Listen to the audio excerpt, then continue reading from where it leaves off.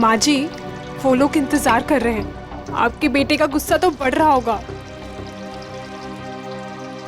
तेजल, अरे और कितना टाइम लगाओगी तुम? कोई काम ठीक से नहीं होता है तुमसे। देखिए ना माँ जी, मेरे तो हाथ पांव फूल रहे हैं। तुम घबराओ मत, मैं हूं ना। तेजल, जैन तुम 2 मिनट नहीं रुक सकते? पकड़ा है ना खाना? इसे लेकर जाओ तुम। ठीक है, मैं सब्जी लेकर आती हूँ। लाओ जाओ।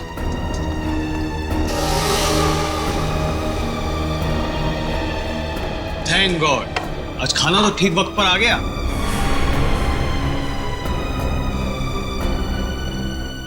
सेजल, तुम ना किसी काम की नहीं। पापा और मैं कब से भूखे बैठे, खाना तक ठीक से नहीं बनता। जैन, क्या हमेशा उससे डांटते रहते हो? सीख जाएगी धीरे धीरे। माँ, आप ही ने ना इसको अपने सर पर चढ़ा कर रखा है। मेरी लाडली बहू, मेरी लाडली बहू।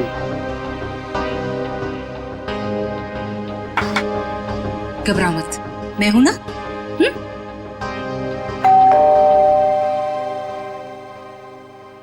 अरे यार, अब ये खाने के वक्त पर कौन आ गया?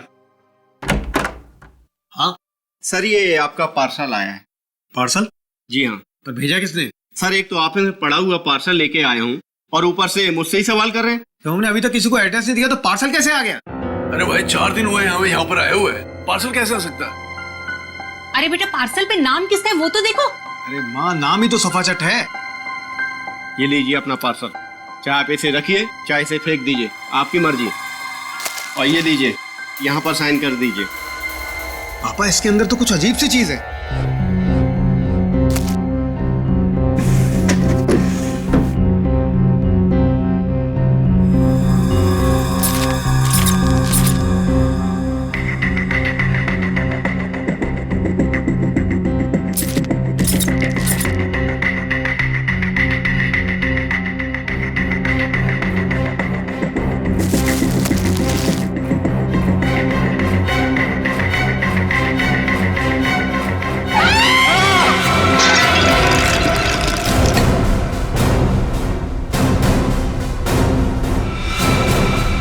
ये किसने भेजा है हमारे घर ऐसा?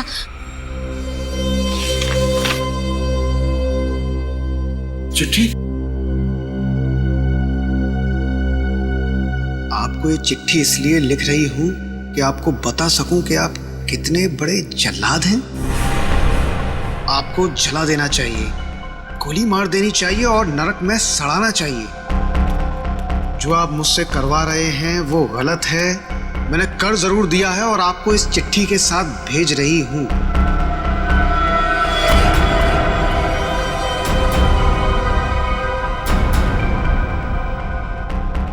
लेकिन अब बस, अब मैं आपके लिए ये घोर पाप नहीं करूंगी। मैं कुछ नहीं करूंगी। अब उसे मारना है या नहीं आप देखो। मैं अपने गांव बरोलपुर वापस जा रही हूं और आपको कभी नहीं मिलूंगी। आप बहुत ही घटिया आदमी हो और मैं अब नहीं डरती आपसे। आपकी गायत्री?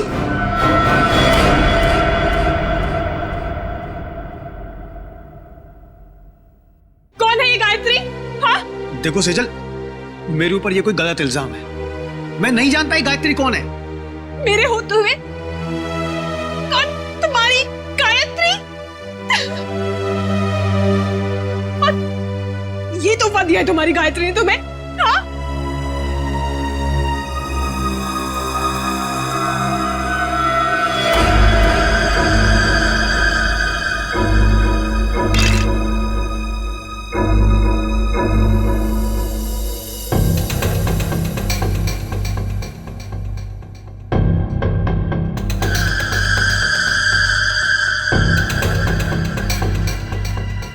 माय गॉड, छोटे बच्चे की कटी हुई उंगली है सर।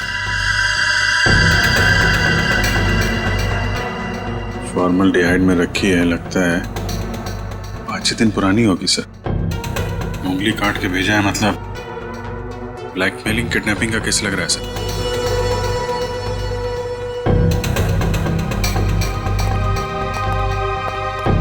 क्या आपके घर में, आपके परिवार में कोई छोटा बच्चा है?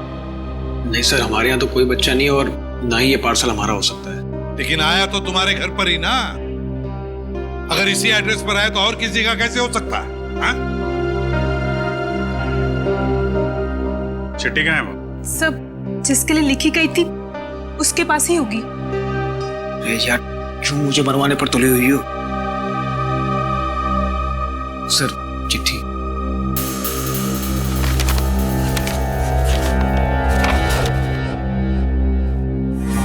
आपको चिट्ठी इसलिए लिख रहे हैं कि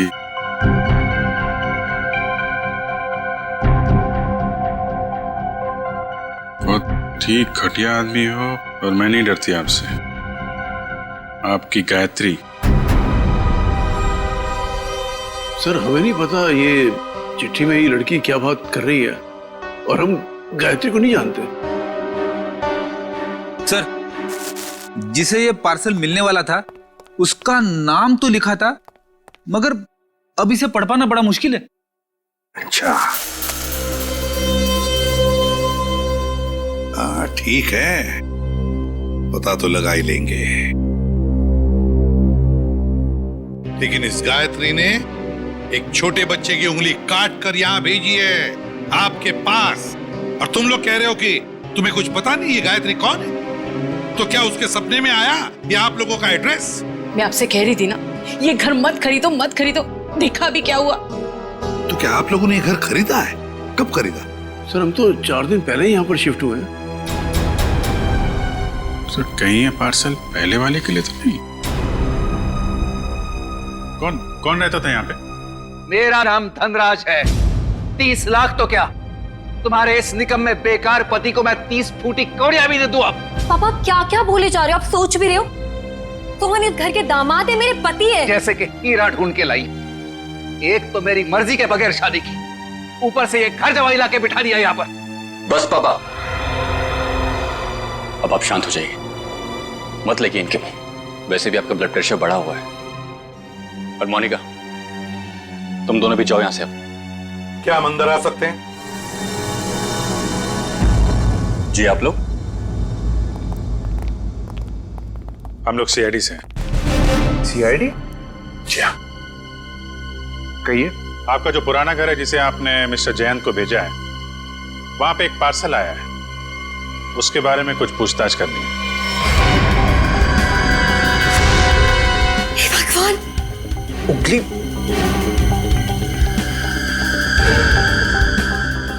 ये तो किसी बच्चे की उंगली है। जी हाँ, और इसके साथ साथ एक चिट्ठी भी है। किसी गायत्री ने लिखी है चिट्ठी।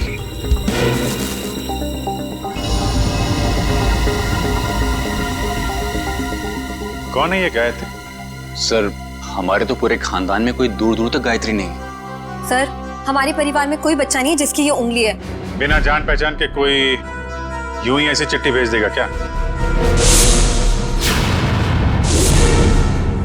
चल, कोई बात नहीं, हम पता लगा लेंगे कि गायत्री ने चिट्ठी लिखी किसको और ये बच्चा है कौन। यार, कब तक इसका पहरा देते रहेंगे? जब तक बॉस पैसा देता रहेगा तब तक।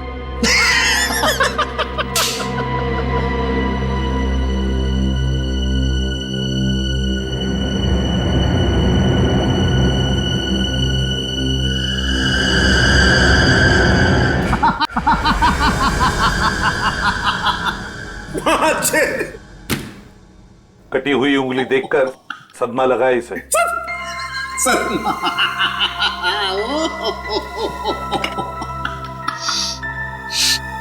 नहीं सर, इसमें कोई लाफिंग गैस नहीं है।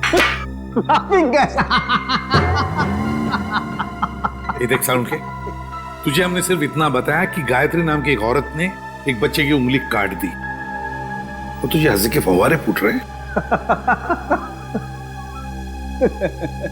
यार, सिर्फ इतना ही कहा है ना कि ये उंगली शायद 5-6 दिन पहले काटी गई है, क्योंकि सही सलामत है, सड़ना शुरू नहीं हुई है। उंगली तो ठीक है, लेकिन ये फॉर्मेल्डिहाइड का क्या? फॉर्मेल्डिहाइड का क्या? हाँ, क्या? ये देखो, रिपोर्ट पढ़ो फॉर्मेल्डिहाइड की। क्या? फॉर्मेल्डिहाइड सॉल्यूशन 6 साल पुराना है? 6 साल? पंकज, क्या हुआ?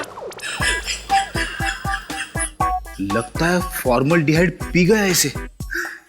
सर, इसने अभी अभी कटी हुई उंगली का फॉर्मल्डिहाइड सूंघा है। सालूम के साहब ने सूंघा, सालूम के साहब गए। पंकज ने सूंघा, पंकज आया। अब तुम भी सूंघ लो। नहीं सर, मेरी वाइफ ने कहा है हंसना मना है। सालूम के साथ हमें इतना बेवकूफ मत समझिए। ये फॉर्मल्डिहाइड भले 6 साल पुराना हो, मगर इसकी कटी हुई उंगली थोड़ी 6 साल पुरानी होगी। और नहीं तो क्या, और नहीं तो क्या। ऐसा नहीं हो सकता कि इस गायत्री के पास 5-6 साल पुराना फॉर्मल्डिहाइड हो जिसमें उसने ये उंगली रख दी। क्यों? अब चुप क्यों हो गए? अरे यार वो क्या जब जब जब जब का फॉर्मल्डिहाइड 6 साल पुराना तो उंगली भी 6 साल पुरानी हो गई। देखो बॉस, वो जो चिट्ठी गायत्री ने भेजी है ना, उस चिट्ठी पर जो स्याही है, मैं उस स्याही के अंदर घुसूंगा और पता चल जाएगा। आओ, ये लो, सालू के साहब अब चींटी बन के दिखाएंगे। कैसे? कुछ पी जाएंगे और क्या, चींटी बन जाएंगे। ओ, अगर चींटी नहीं बनेंगे तो इनके अंदर घुसेंगे कैसे, है ना? देखो चल, ये है क्रोमेटोग्राफ। लाइट वहां से निकलेगी और इस जाली पर पड़ेगी। ये खास किस्म की जाली।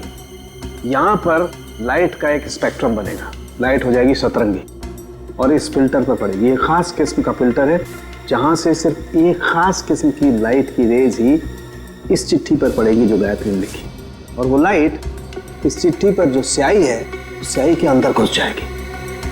उस लाइट की वजह से इस स्याही के छोटे छोटे कण अचानक गर्म होना शुरू हो जाएंगे और उन कणों की उछल कूद यहां पर दिखाई देगी।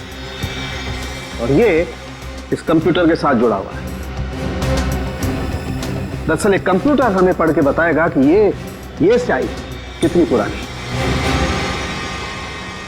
सालुंकी, तेरा फिजिक्स का लेक्चर पूरा हुआ? हम कहानी शुरू करें? जरूर। ये देखो बॉस, ये लाइट उस जाली पर पड़ी और लाइट का स्पेक्ट्रम, और ये खास किस्म की लाइट घुसी इस चिट्ठी पर।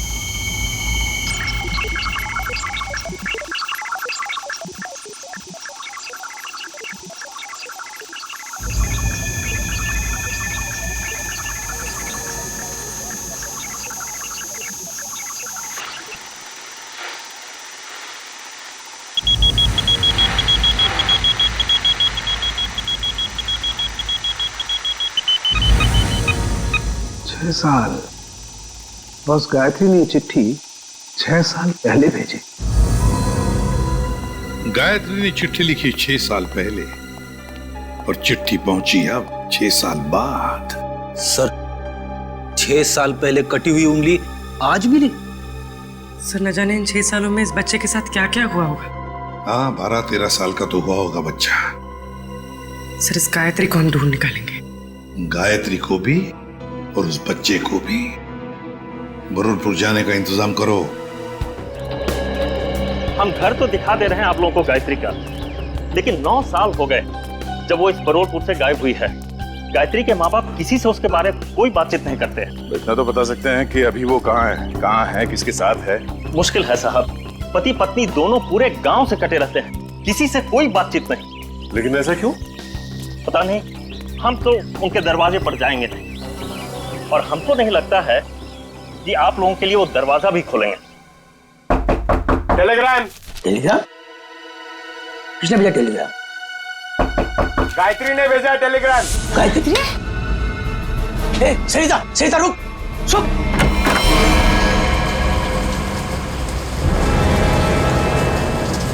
कौन है भैया आप लोग? हम लोग सीआईडी से। सीआईडी से? और आपकी बेटी गायत्री को ढूंढते ढूंढते मुंबई से यहाँ आए। मुंबई से? पर गायत्री तो मुंबई में ही है, वो आपको वहां नहीं मिली? उसके इस चिट्ठी के हिसाब से तो 6 साल पहले आपकी बेटी गायत्री को यहाँ बुरलपुर में 6 साल पहले आना चाहिए था। तो लेटर लिखा था तो आई क्यों नहीं अभी तक?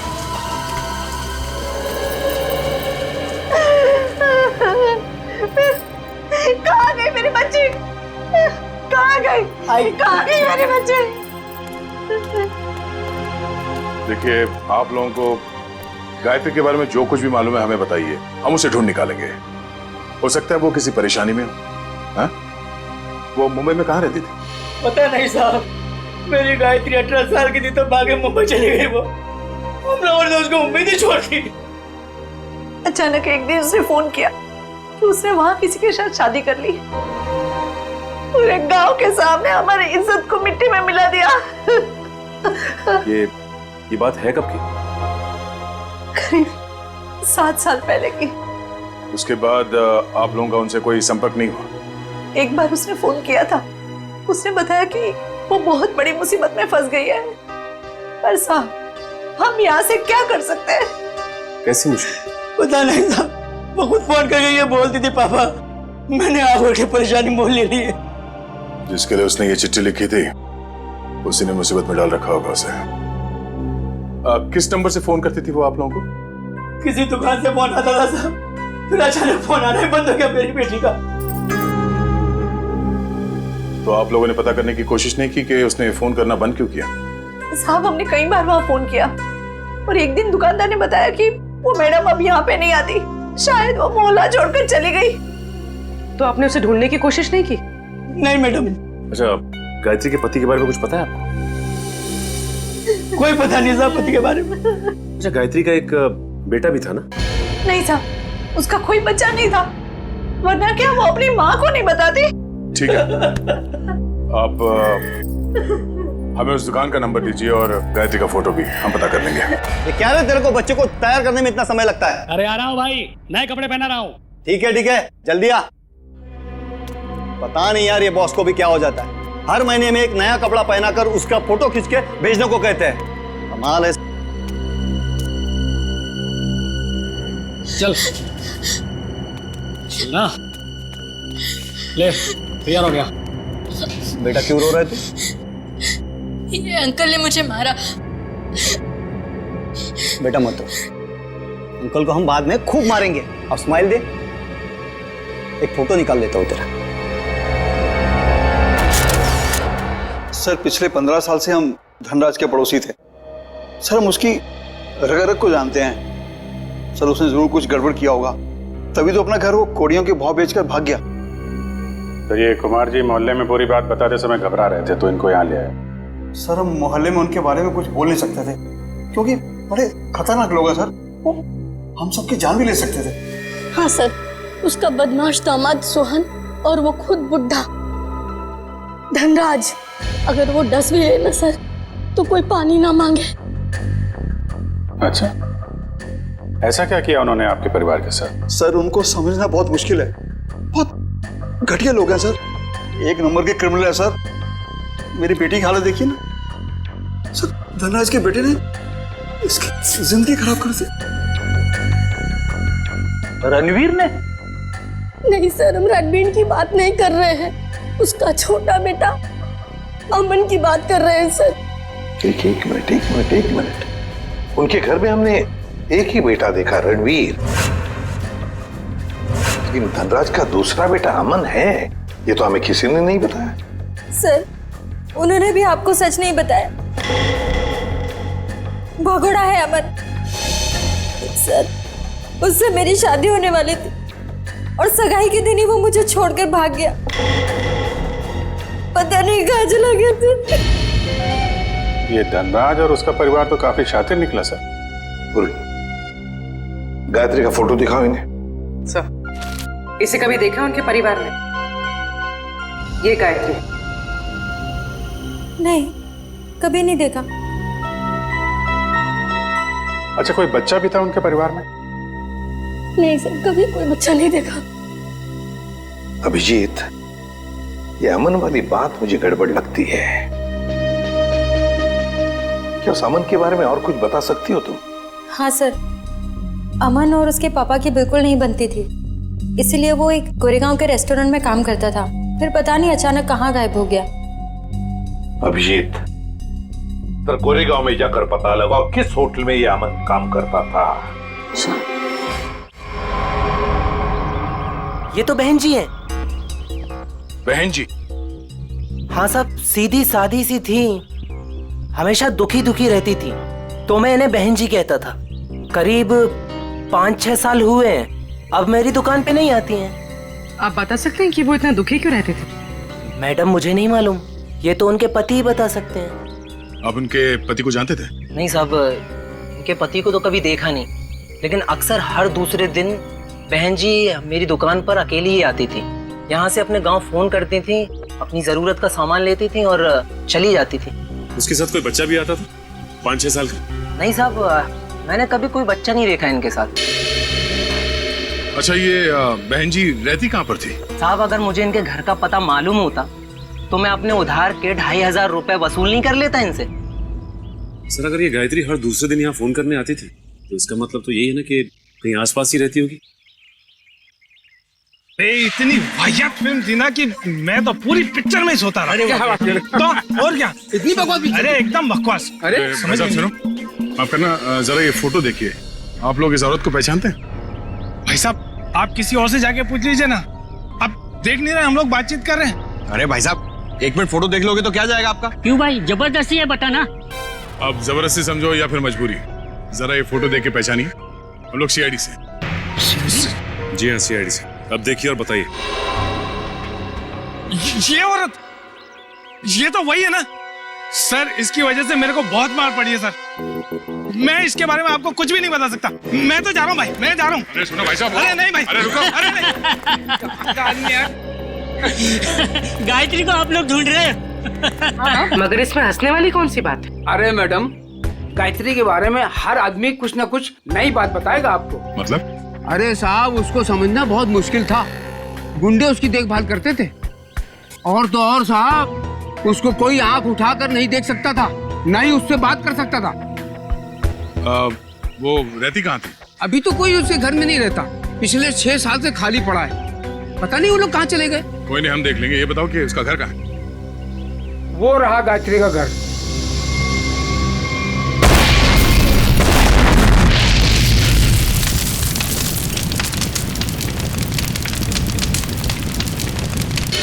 ये तो अमन साहब हैं सर। ये बहुत पहले यहाँ पर मैनेजर होते थे सर, बहुत खड़ूस थे ये, 1 सेकंड चैन से नहीं बैठने देते। अच्छा ठीक है ठीक है।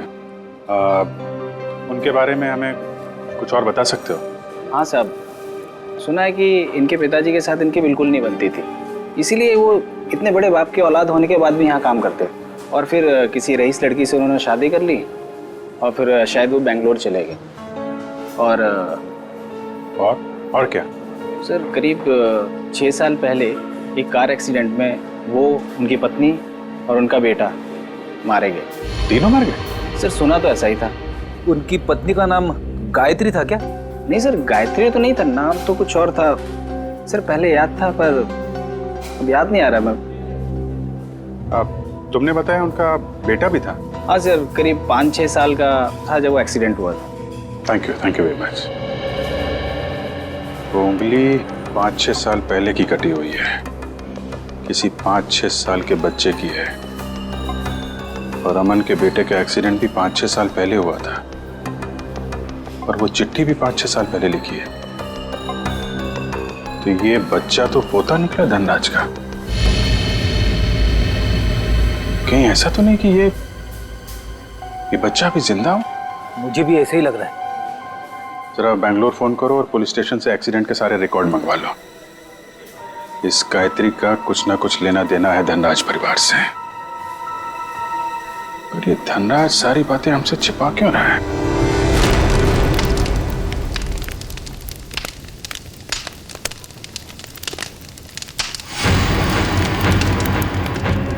क्या टाइमिंग थे?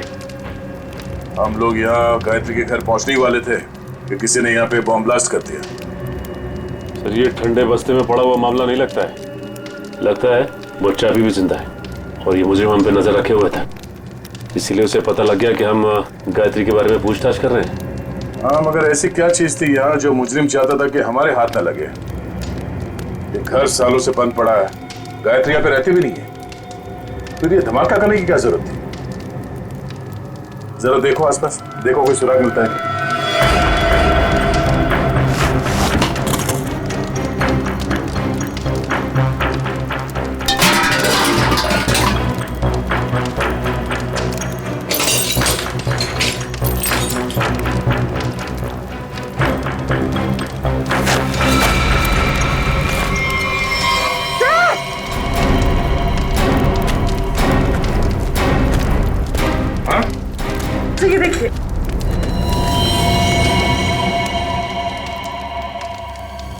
किसी की हड्डियां हैं, सीमेंट और ईंट के टुकड़े पे चिपकी हुई है।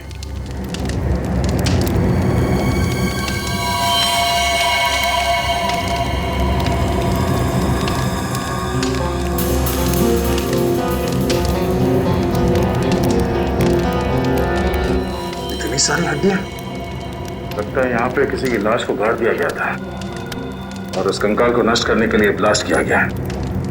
तो मतलब मुझे नहीं चाहता था कि कंकाल हमारे हाथ लगे। एक काम करो, ये जितनी भी हड्डियां सब उठा लो और लाश की खोपड़ी भी ढूंढो, यहीं कहीं होनी चाहिए आसपास।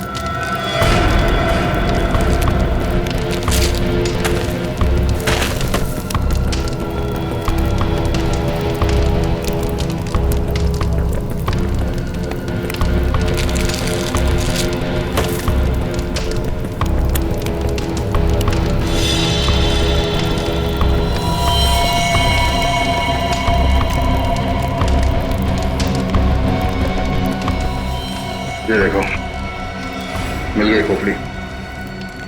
मतलब सर किसी की लाश को यहाँ पे गाड़ा गया था? और ये है कौन? इसके साथ ऐसा क्या हुआ था कि इसके गाड़ने के बाद भी इसकी लाश को जला के नष्ट करने की कोशिश की गई है?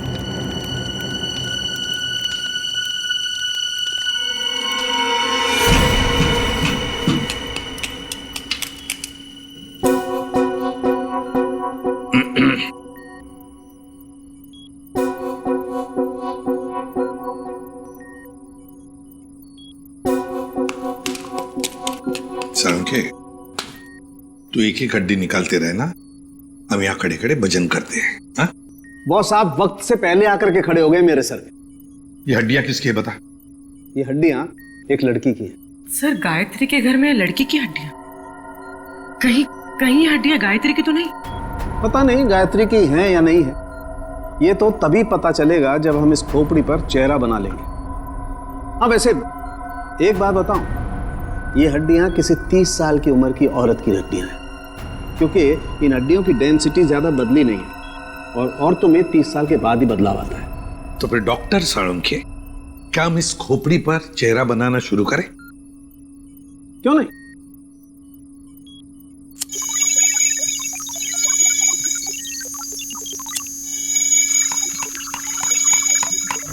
वैसे एक बात बताओ, जिस किसी ने भी गायत्री के घर में ब्लास्ट किया है, उससे बड़ा गधा संसार में कोई और होगा नहीं।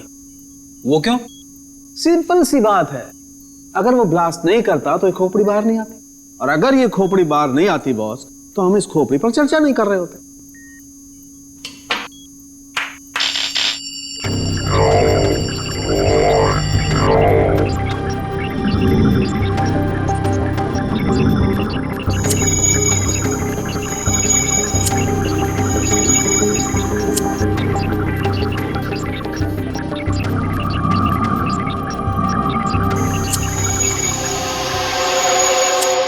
वैसे इसको थोड़ा वक्त लगेगा बस, कंप्यूटर को हर काम सोच समझ के करना पड़ता है, कहीं चेहरा गलत ना बन जाए।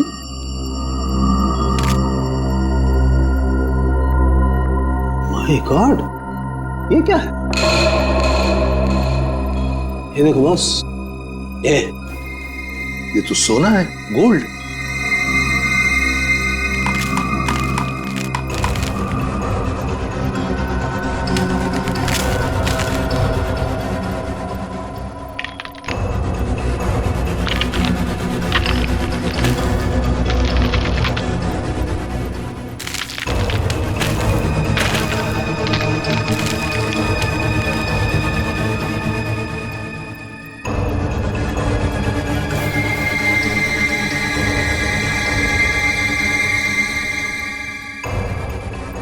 ये देखो boss, A for apple, A for Aman. हाँ, चेहरा बन गया बॉस। गायत्री, सर गायत्री के घर में घुस के किसी ने उसे मार दिया और उसे अपने घर में गाड़ दिया, और गायत्री ने उस बच्चे की उंगली काट कर भेज दी। और हुआ क्या उस बच्चे का?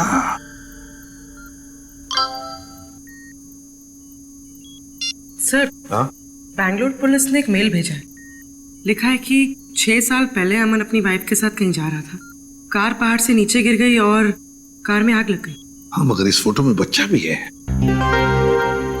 पर सर मेल में तो बच्चे का कोई जिक्र ही नहीं है। इसका एक ही मतलब हो सकता है कि बच्चा जिंदा है। सर बच्चे ने गले में चेन भी पहनी हुई है। और सर वही वाली चेन है, A for apple. A for Aman. पर सर अमन के बेटे की चेन गायत्री की लाश के पास मिली। अमन और उसके पत्नी की गाड़ी का एक्सीडेंट हो गया 6 साल पहले।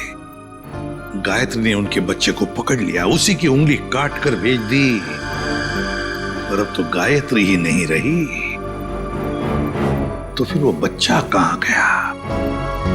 उस बच्चे को ढूंढना होगा, बचाना होगा और इस धनराज की गर्दन पकड़नी होगी।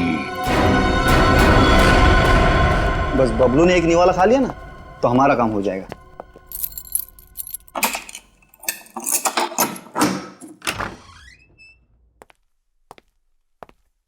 बबलू बेटा, ले बेटा खाना खा ले। ये मेरे लिए? हाँ मुन्ना, तेरे लिए ही है, ले खा ले।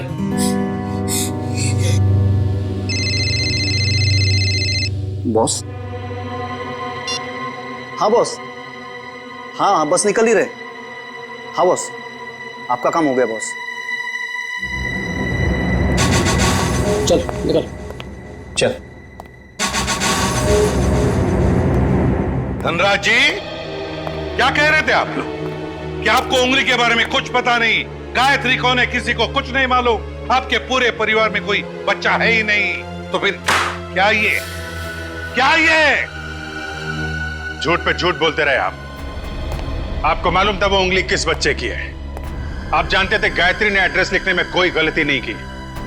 आपने ये बताना जरूरी नहीं समझा कि आपका एक और बेटा था अमन, जिसका एक 5-6 साल का बच्चा है? क्यों?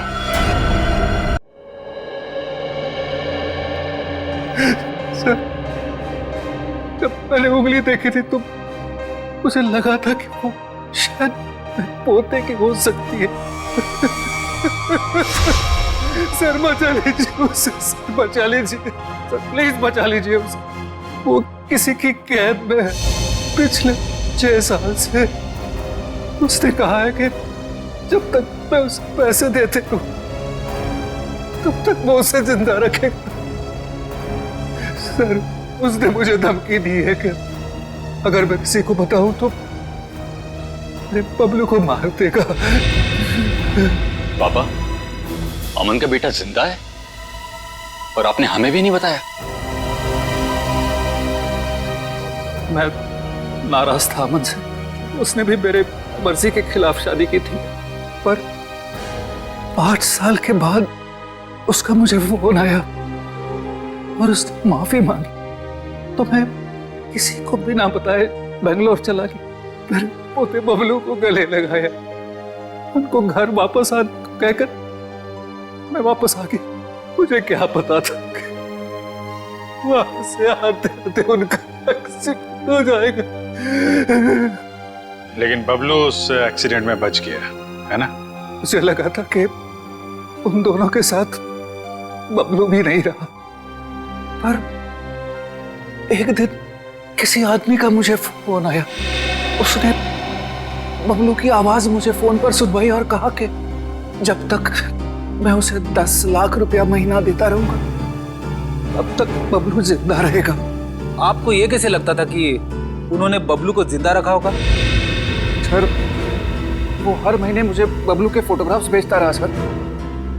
1 मिनट, ये लीजिए सर।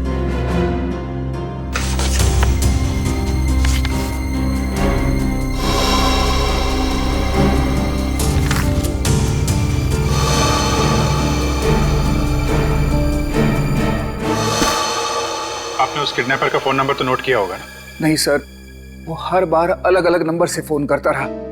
अब तक एक भी बार नंबर रिपीट नहीं हुआ सर। धनराज जी, ये किडनैपर तुम्हारे साथ पैसे का खेल खेलता रहेगा, झूठी उम्मीद दिलाता ही रहेगा। लेकिन अब ज्यादा दिन उसका ये खेल हम नहीं चलने देंगे। नहीं चलेगा उसका ये खेल।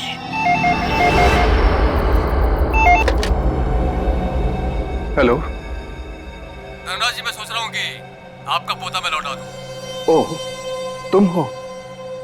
भगवान तुम्हारा भला करे। प्लीज मेरे पोते को लौटा दो। हम भगवान के भरोसे पे नहीं रहते। तुम हमारा भला करोगे और हम तुम्हारा। हाँ हाँ, मैं हमेशा की तरह पैसे लेके आऊंगा। बोलो कहाँ आना है, अभी आता हूँ। नहीं, अभी नहीं, कल सुबह ठीक 7 बजे कल्लू गैरेज, और इस बार 10 करोड़ लेकर आना। 10 करोड़? हाँ, 10 करोड़। पर इतने सारे कैश पैसे मैं कहाँ से ले आऊंगा? इसीलिए तो 12 घंटे का समय दे रहा हूँ ना। और सुनो, कोई चालाकी नहीं, वरना अपने पोते से हमेशा के लिए हाथ धो बैठोगे। नहीं नहीं, प्लीज कुछ भी मत करना मेरे पोते को। मैं पहुंच जाऊंगा, 7 बजे के पहले ही पहुंच जाऊंगा। Hello hello hello.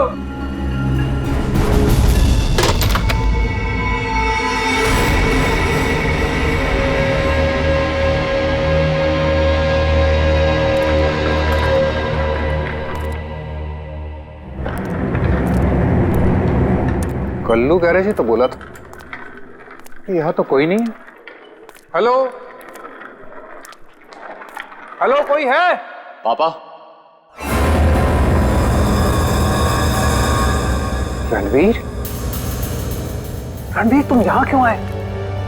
पापा, मैं आपको किडनैपर से अकेले मिलने कैसे आने देता? रणवीर, तुम्हें पता है उसने कहा था कि मैं अकेला ही यहाँ हूँ। अगर उसने तुम्हें देख लिया तो वो बबलू को कुछ भी कर सकता है। रणवीर जाओ, भागो, तुम भागो।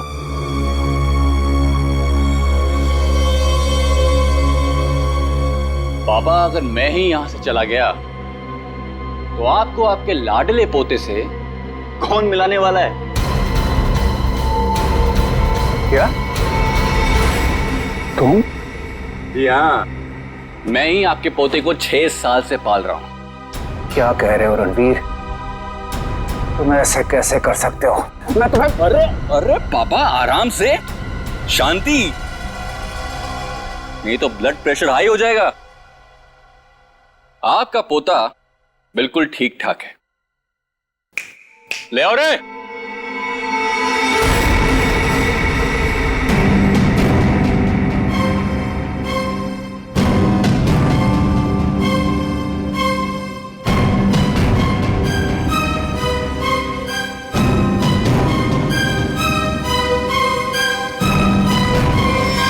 बबलू, दादाजी, दादाजी,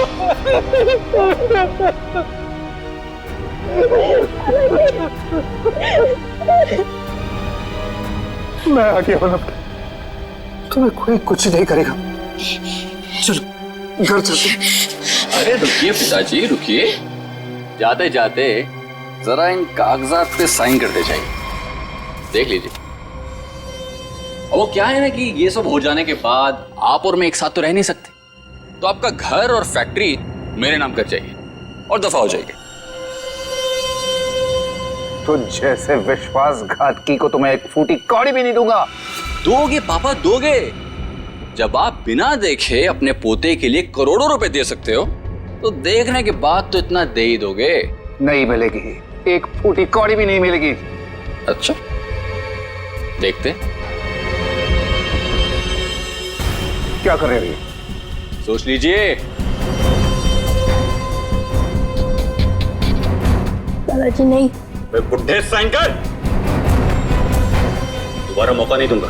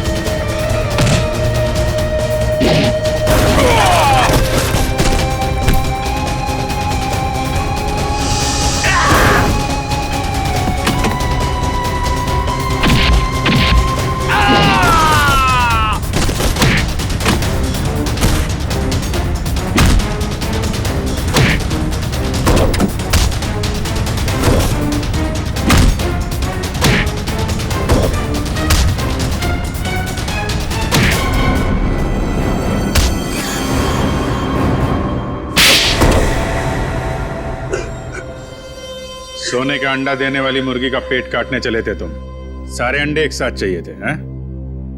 धनराज जी को फोन करके यहाँ बुलाना तुम्हारी सबसे बड़ी गलती थी।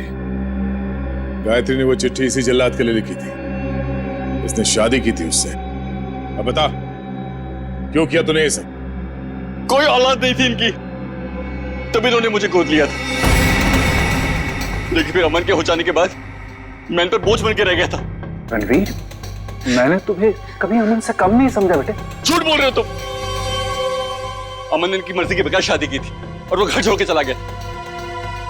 तो मुझे लगा शायद अब मुझे मेरा हक मिल जाएगा, लेकिन नहीं, सुलह करके आ गया उसके साथ। इसलिए तुमने अमन को एक्सीडेंट में मरवा दिया?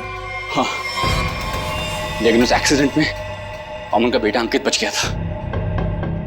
लेकिन मैंने सोचा कोई बात नहीं, इसी बच्चे के जरिए मैं इस पैसे के पुजारी से पैसा निकलवाता रहूंगा और एक दिन इनको कंगाल बना दूंगा। गायत्री तो तुम्हारी पत्नी थी, उसको क्यों मारा?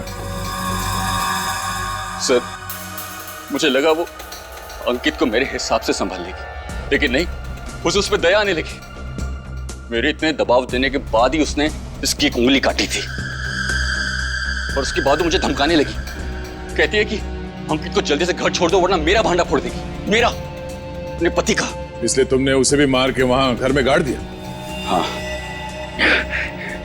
क्योंकि मैं नहीं चाहता कि मेरी तरफ आराम से आने वाले पैसों के बीच में कोई भी रुकावट बन जाए। रुकावट तो आनी ही थी रणवीर। जुर्म के रास्ते में रुकावट डालने और मुजरिम को उसके अंजाम तक पहुंचाने के लिए सीआईडी बनी है।